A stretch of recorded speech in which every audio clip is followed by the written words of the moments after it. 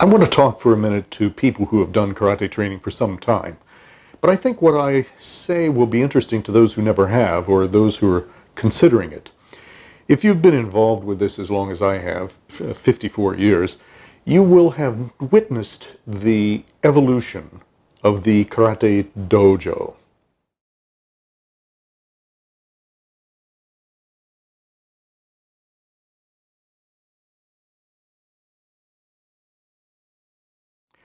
Those of you who aren't karate historians would probably be surprised that back in Okinawa, teachers of karate instructed a small number of students in their backyard, and there were no ranks, uniforms, or organized associations. When the mainland Japanese started practicing it, karate was concentrated in college clubs, in gymnasiums.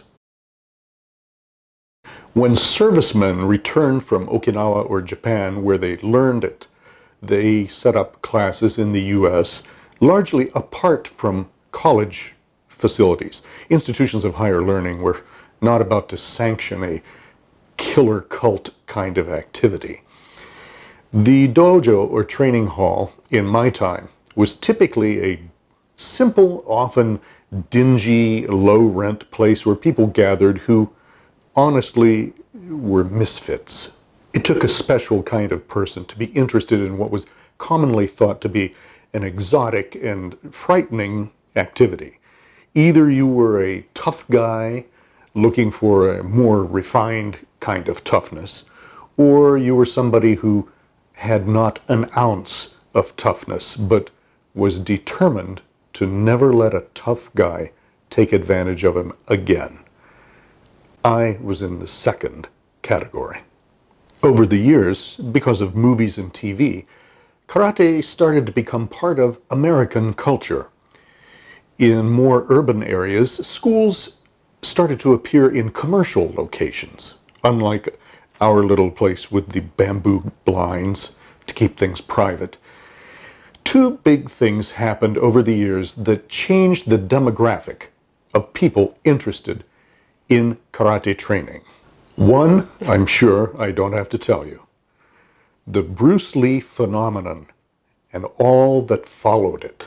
He's Bruce Lee, the master of karate, kung fu, delivering that Chinese connection. Bruce Lee, the Oriental superstar who exploded across the screens of America in the phenomenally successful Fists of Fury, is back to defend the honor of his nation.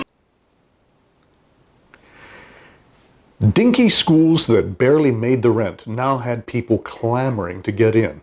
All walks of life, college students, women, kids, all were welcome.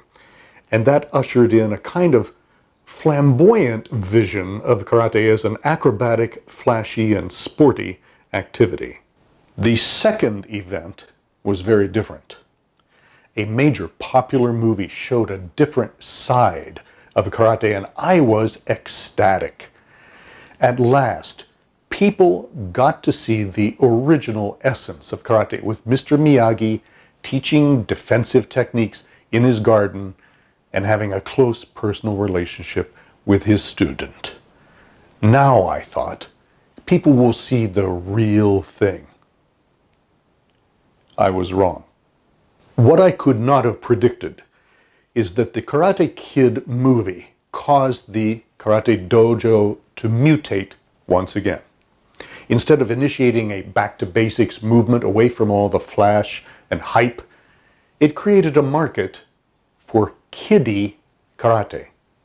Schools started teaching kids in droves, and parents loved seeing their darlings dressed up in their little robes and getting a succession of colored belts that were a junior version of the external badges of accomplishment that they would later collect for sports or other activities. In the words of one of my old karate buddies, the dojo became a daycare center. The impact of popular culture on all arts is well known, but the changes here were not just caused by external forces.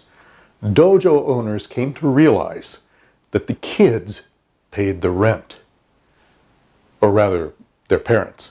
And they didn't want little Johnny getting a bloody nose, so you can guess what happened to the training methods. I'm expecting to hear any time about the need for safe spaces in the dojo in case something is frightening or somebody makes a loud noise, or God forbid, someone's punch creates inequality by being faster than someone else's block. This is what you let yourselves in for, Mr. Chase the Buck, and you, Mr. Chase the Fame.